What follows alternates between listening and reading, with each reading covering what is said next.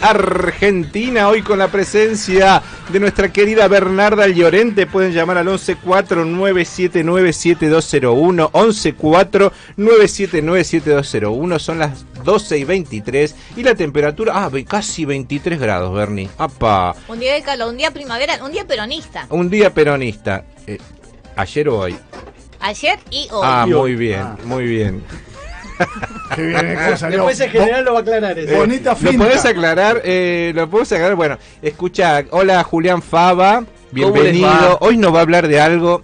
Siempre pensamos, ¿no? Uno dice, uno vive en el recuerdo de los otros, ¿no? Como que de repente tu madre, vos la pensás si no la tenés, o tu abuelo, vos lo pensás si lo tenés y sigue viviendo en el recuerdo. Entonces le dije, che, si hablamos del olvido, y si hablamos de ¿qué es el olvido para la filosofía? Entonces, decinos un titulito para lo que vas a desarrollar después. Quizás el olvido, a diferencia o en contra de cierto sentido común, sea una forma activa de afirmar la vida. Opa, a ver. Claro. A ver. Quizás podemos sostenernos en la vida y hacemos un montón de cosas porque vamos a caer en el olvido, y más aún porque el olvido nos permite superar algunas etapas de nuestra vida, ¿no? Y poder de algún modo construir una nueva forma, un nuevo rostro de nuestra personalidad. Totalmente quizás. De acuerdo. ¿Vos, Bernarda? Me gustó la definición. Me parece que hay memorias colectivas, hay memorias individuales. Ya salió la política, ya salió. No, yo estaba hablando eso de es lo que hablábamos la otra vez. Claro, yo estaba hablando Recuerdo en la charla anterior que tuvieron ellos, que hablaban justamente de no me dejó que lo que terminar. no se puede cambiar es el presente, sino el pasado. Sí, pero escúchame, yo fui reincorporada a este programa, ¿no? Hasta ahora no. Saliste del freezer, te desfrizaron. Me frisaron. Pero se profundizó el problema. Desarrollo, Bernarda. Traer aire acondicionado que nos vamos a morir. Estoy tratando de prenderlo, pero yo lo prendo. Yo lo prendo. Por ahí es un cambio de pila, que no es tan complicado. No, lo que es digo, cambiarle las baterías. Yo me engancho con lo de él, Bernie, con esto de... Hay un momento también cuando vas creciendo que tomas conciencia del olvido futuro tuyo. ¿Entendés? Cuando sos jovencito, la vida la tenés toda por delante, que sea. Pero cuando estás en la mitad de la vida, en los 50, decís, ¡epa! ¿Cuántas cosas me quedaron por hacer? Y tomás conciencia de que definitivamente vas a ser olvidado. Yo lo estaba interpretando a Julián mucho más, digamos, como experiencia de vida. Decía lo de las experiencias colectivas, porque si no íbamos a tener algunos oyentes diciendo la memoria. O sea, todos sabemos, digamos, en los supuestos básicos lo importante que es la memoria colectiva en términos de no reproducir las peores historias del pasado, ¿no? Claro. Como conciencia social. Pero Julián estaba hablando básicamente de el olvido en términos individuales, de las propias geografías, y un poco es lo que apuntaba Sebastián, de que la discusión del otro día, si lo único que podía cambiarse es el pasado. Yo creo que uno muchas veces olvida para sobrevivir, como decía Julián. Otras veces olvida, porque también hay hechos que uno le ha dado mucha trascendencia en un momento y después a lo largo de la vida te das cuenta que no tienen. También hay otras experiencias de las cuales no puedes aprender nada. Hay experiencias que te enseñan, hay otras experiencias que si aprendes en realidad te empeoran. Y esas experiencias también es mejor olvidarlas. Sí, claro. Hay mucha gente donde el no olvido de sus experiencias individuales lo lleva a no poder cambiar sus vidas. Es esa gente que está como empecinada, que no puede avanzar porque queda como tildada en determinados hechos que le impide justamente ver otras cosas y otros caminos y avanzar en otras direcciones, y termina siendo presa de su propia memoria. Pero me estoy metiendo en el tema está buenísimo, Bernarda, está buenísimo porque de hecho Nietzsche articula esos tres conceptos: el del olvido, el de la memoria y el de la historia. Y la historia es, por definición colectiva, una forma de articular el olvido y la memoria desde el punto de vista de una comunidad humana que comparte un pasado común. Ahora, desde el punto de vista individual, efectivamente, como decía Bernarda, también muchas veces la memoria que uno tiene está conformada por muchísimos prejuicios. Y en esta época, y sobre todo en esta época, cuando vamos a escuchar algo, vamos a mirar algo, antes de que la persona hable o antes de escuchar esa manifestación, ya la interpretamos. Es una época. ¿Y por qué no les cuesta? Porque en muchos casos, cuando uno cae en el olvido, intenta repetir la fórmula que en algún momento lo llevó al éxito, pero que terminó por llevarlo al olvido. A ver, Florencio, repita. Yo tengo una fórmula que me llevó al éxito. Sí. Hubo un pico de éxito que bajó luego. Sí. Claro. Vemos algunos programas que Marcelo Tinelli, por ejemplo. No sé, no lo vi. Sí. ¿Por qué insistimos en repetir la fórmula que nos llevó al éxito, pero que también nos llevó al fracaso ulterior? ¿Por qué no buscar una forma nueva que tal vez nos lleve o no? Pero si yo voy buscando la fórmula que me llevó al éxito cuando ya estoy en el fracaso, quiere decir que ese ciclo ya está cumplido. Te sumo, Florencio Varela. ¿Qué dice la tía Nené al respecto? Tía Nené mira igual. No, lo que digo es, y me disparó lo que dijo Bernarda, lo que tiene Julián que dispara temas y te salen, y creo que a los oyentes en el 1149797201 también le deben disparar muchas cosas. El que quiera andar armado con un Julián que dispara. No, lo que yo digo es, qué difícil es, y te vas dando cuenta, esa frase tan remanida, tan genial, que por remanida no pierde su genialidad. Al que madruga Dios la ayuda. No, esto de que la experiencia es un peine que te lo dan cuando te quedas pelado. Digo, todos buscamos adquirir esa experiencia antes que se nos caigan los pelos. Claro. Estamos en estamos todo el tiempo tratando, y yo creo que en la mediana edad, como tengo yo en este caso 50 años, empezás como a ver por qué no cambiaste ciertas cosas que ahora las podés cambiar. Ahora las podés cambiar, estás dando vuelta.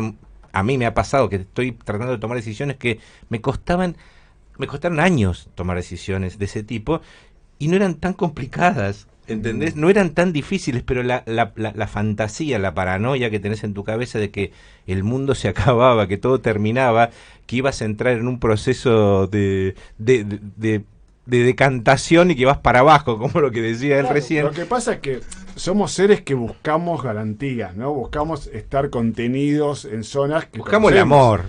Obviamente, eso desde ya, pero después buscamos aquellos lugares donde nos sintamos cómodos, seguros de nosotros mismos, y después de tener que volver a pensar esa realidad, esa actitud en función de un futuro que sea diferente a ese pasado, y cuesta deshacerse. Por eso a veces es satisfactorio el olvido. El olvido en el sentido de liberación, ¿no? Me parece que eso es interesante pensarlo, porque si no estamos atascados en esa situación, en ese momento.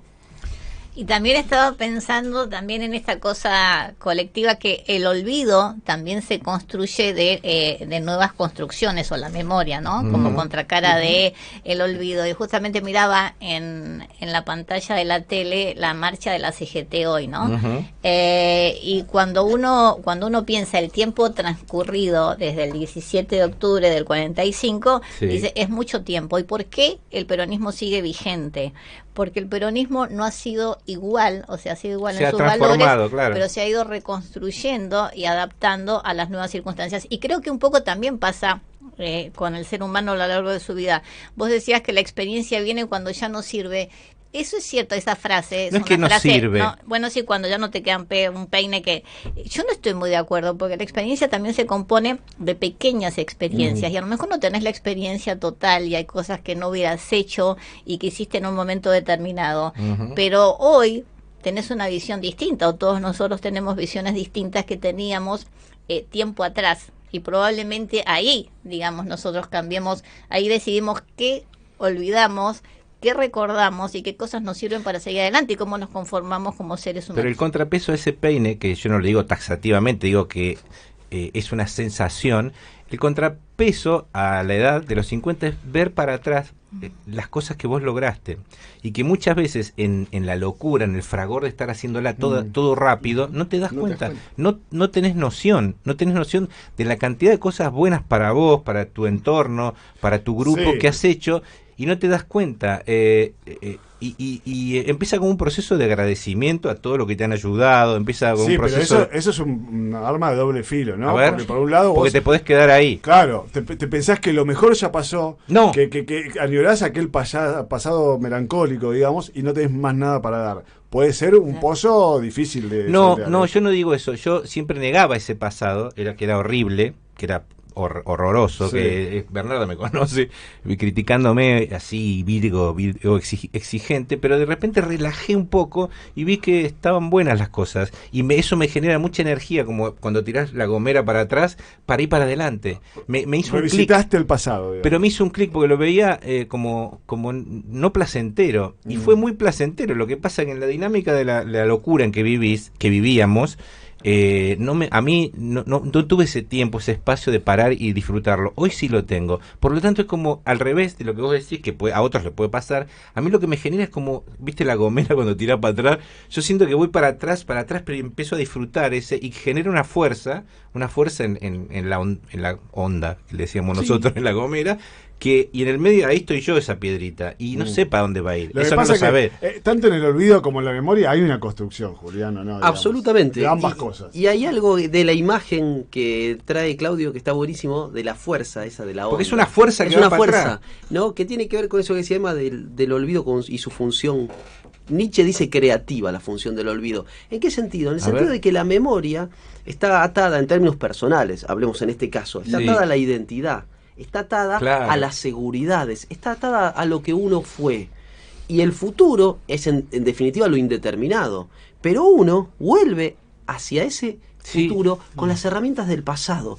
Por lo tanto, en ese sentido, la memoria, como decía Nietzsche, es una fuerza negadora en un punto de la vida y de lo indeterminado. Que tiene que ver con la subjetividad, porque la memoria de un hecho de dos personas es como no es completamente Bernarda, diferente yo, claro. La subjetividad de esa experiencia para uno como para otro. Sí, con otro elemento además, que son los contextos, porque uno a veces revisa el pasado con ojos de la actualidad y finalmente son distintos. O sea, ¿en qué contexto hiciste determinadas cosas o tomaste determinadas decisiones? Claro. ¿Qué contexto, qué visión tenías, qué opciones tenías? Claro. ¿Cuál era la realidad, etcétera, etcétera? Con lo cual, este revisionismo, sin todos esos elementos, a veces te lleva a lugares muy poco precisos. Es que incluso la memoria colectiva tiene que ver con la subjetividad, de cómo te fue a vos en lo colectivo.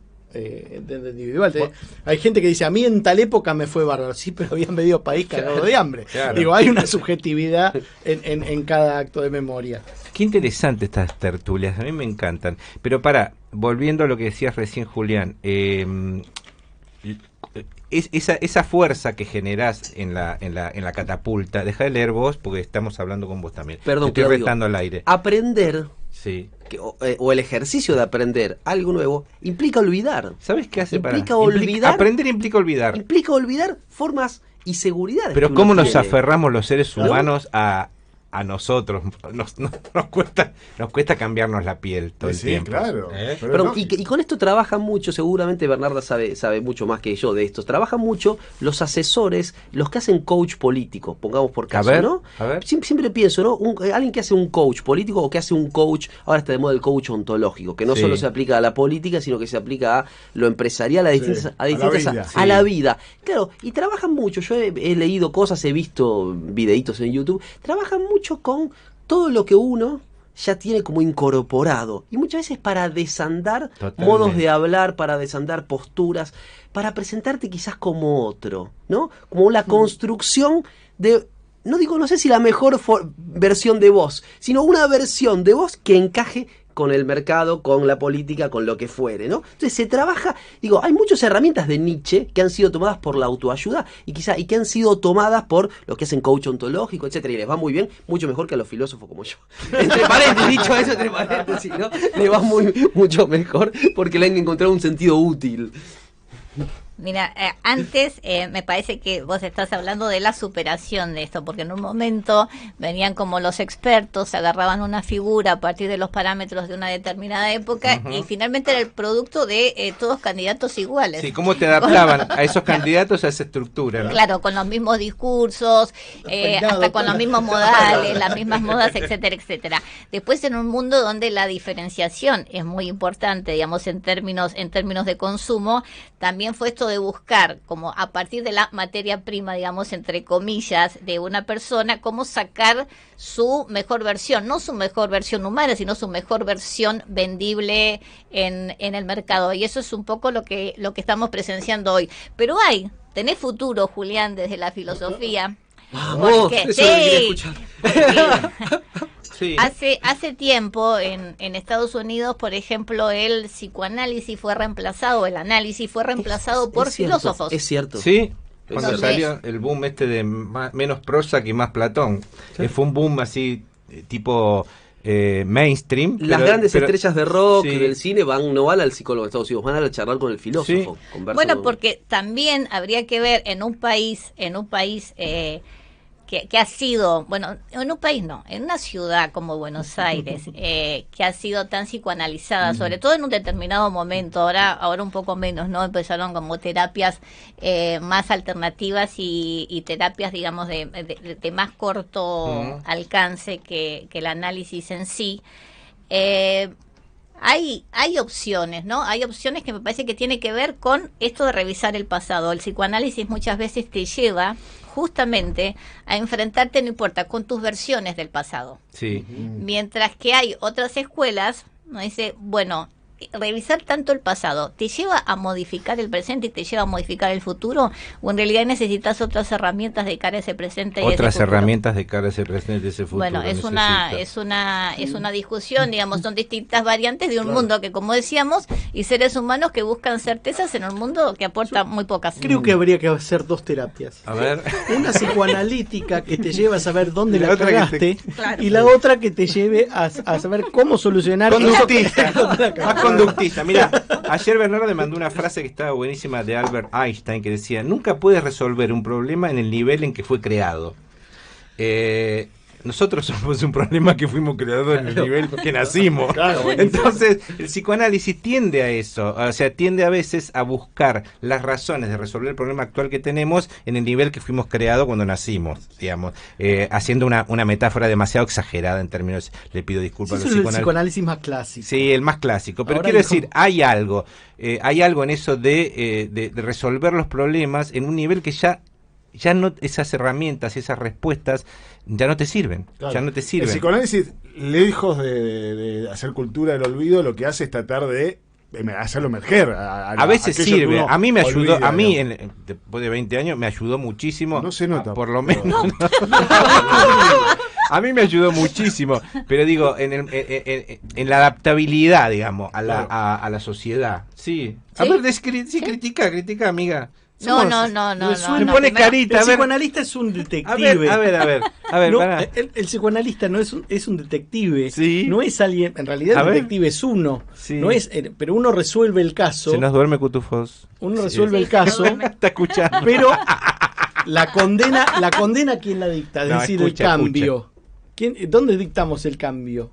Nosotros hacemos la investigación, hacemos la investigación, descubrimos quiénes son los culpables del asesinato de determinadas cosas, pero eso ¿quién resuelve? ¿Quién resuelve el momento de hay un momento de la sentencia? Vos lo tenés que resolver. No, sos juez y parte, no podés. ¿Y entonces, cómo dictás la sentencia? Estamos jodidos porque vos averiguaste por qué, pero no te sirvió de nada. Eso es buenísimo. Vos sabés quién es el asesino, pero no lo podés juzgar. Ni condenar. Sos la víctima y el asesino. Está buenísimo lo que dice Seba, porque además cuando aparece ahí el culpable, supuestamente encontramos todos los elementos del culpable, mamá. Todos sabemos que es mamá desde antes. Claro, de ser. Y después que hay un montón de máscaras. Claro, un montón de máscaras, un montón de fantasmas. Es verdad, ¿no? es verdad. En ese sentido, ya Nietzsche decía justamente que la subjetividad, la identidad, era un juego de máscaras, ¿no? Si no había ninguna identidad definitiva. Esto lo decía en el siglo XIX. De hecho, pensó el siglo XXI, como dicen muchos, ¿no? Y en este sentido me parece que hay algo de eso. No hay un punto de quiebre. No hay un punto de quiebre y un punto de ruptura y un punto de... No, anda hablando de ella. Arranca tu teoría de hoy, ¿eh? En este sentido, justamente, no hay más que máscaras que juegan a una identidad en un determinado momento, en un determinado contexto, y esa identidad se va tensando a partir justamente de la memoria y del olvido. Wow. Nietzsche decía, que además Nietzsche vivió una vida...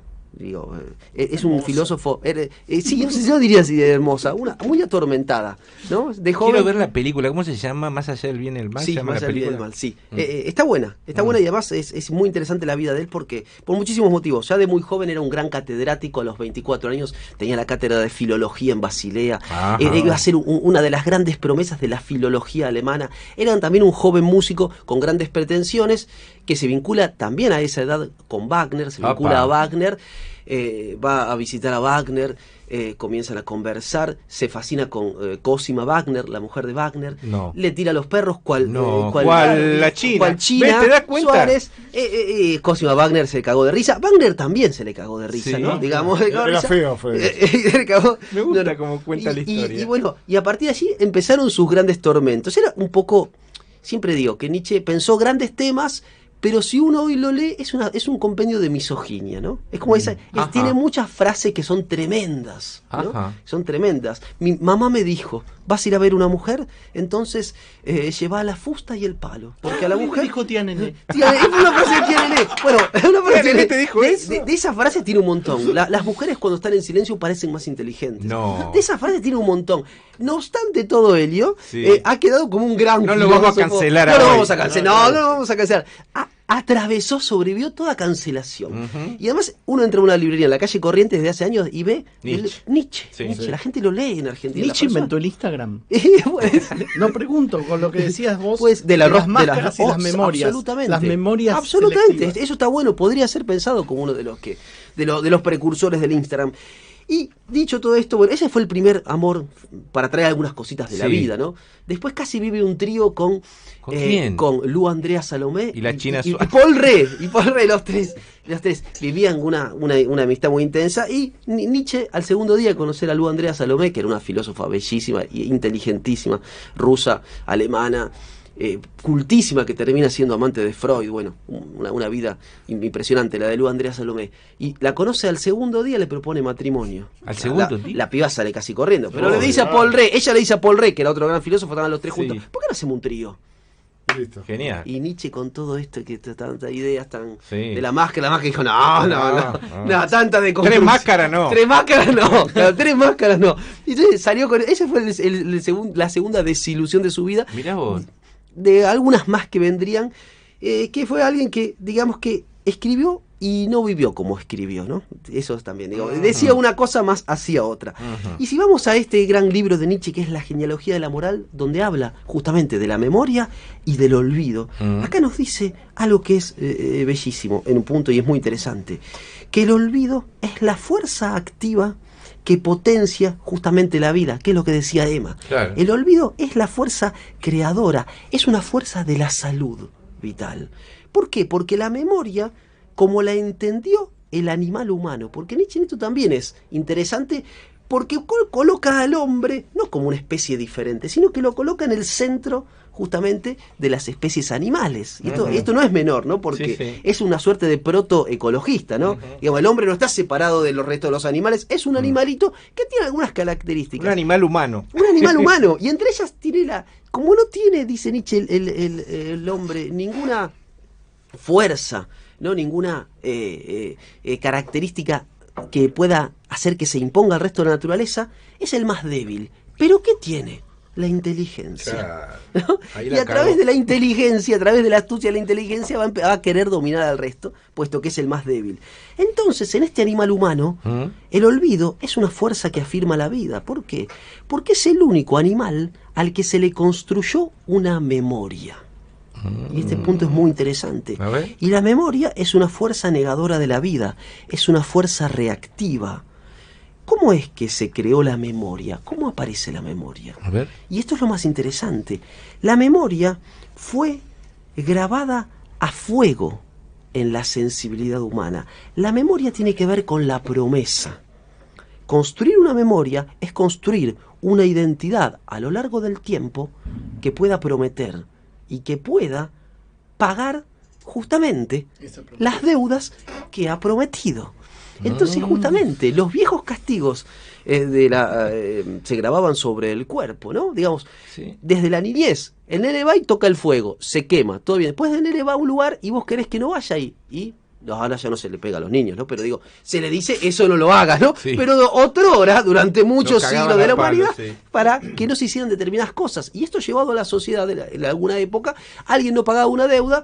De hecho, en la bella ciudad de Edimburgo hay un bar que se llama Last Drop, ¿no? Que era justamente la última gota que tomaban los condenados a muerte o aquellos a los que en esa plaza se les cortaba una oreja por haber robado, se les cortaba un dedo si eran niños, si eran más grandes se les cortaba una mano. Es decir, el castigo se sellaba justamente. No sabía que los talibanes ya estaban ahí. La tradición judeo-cristiana era una tradición justamente que grababa la promesa a fuego en el cuerpo. La promesa a fuego en el cuerpo. A través de reglas mnemotécnicas. La promesa de no chorear más. La promesa de no chorear más, la promesa de no mentir, etcétera. Se grababan justamente a fuego. Y Nietzsche habla de reglas mnemotécnicas, ¿no? Es decir, que graban una memoria, se imprime en el cuerpo. Y si alguien nos está escuchando y es músico o es música, o ha tomado algunas clases, no sé, de guitarra, por caso, uno cuando está con los ejercicios de mecanismo técnico, se le va haciendo. Primero le duelen mucho los deditos y después se le hace un callito, ¿no? Allí se ha grabado una memoria. Justamente en nuestra motricidad, en nuestra sensibilidad. Entonces, justamente, la memoria es o tiene la función de construir una identidad. Es decir, la memoria tiene la función de construir la subjetividad, de construir un animal humano capaz de prometer y sostener la promesa a lo largo del tiempo, ¿no? Cuando uno va y saca un crédito, pongamos por caso en un banco, no digamos el nombre, ¿no? Uno saca un crédito, bueno, como yo que tengo un crédito, pasan 5 años y yo no puedo decirle, yo no soy el mismo, he cambiado. He cambiado. Y justamente, allí está grabado, no solo que si pago después del 15 vienen los punitorios, etcétera, y todo eso, sino que después se quedan con tu departamentito, en el caso de que no hayas pagado. Fíjate cómo ahí está el castigo, absolutamente. El castigo, bueno, va directo. El castigo allí, ¿no? Efectivamente, la identidad construida a partir de la promesa es una identidad que se construye a partir de esa fuerza negadora de la vida, de esa fuerza reactiva que Nietzsche la vive en términos personales como una enfermedad. Y uno podría decir que desde el punto de vista justamente del olvido, el olvido aparece como una facultad activa, dice Nietzsche, y constituye lo esencial de la primitiva animalidad humana, que ha sido justamente interrumpida para producir una memoria y para producir, en definitiva, la esclavitud a una identidad.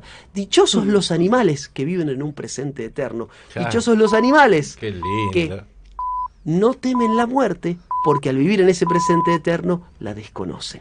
Te quedan 20 segundos. Tenés ahí una marca de un libro. ¿Qué querías leer? Quería leer una frase hermosa de Borges, de El Inmortal. Dale, a ver. Un cuento hermoso que está en el Aleph y dice: la muerte hace preciosos y patéticos a los hombres. Estos conmueven por su condición de fantasmas. Cada acto que ejecutan puede ser último. No hay rostro que no esté por desdibujarse como el rostro de un sueño. Todo entre los mortales tiene el valor de lo recuperable y de lo azaroso. Maravilloso. Vamos a las noticias, dale. Presenta Max.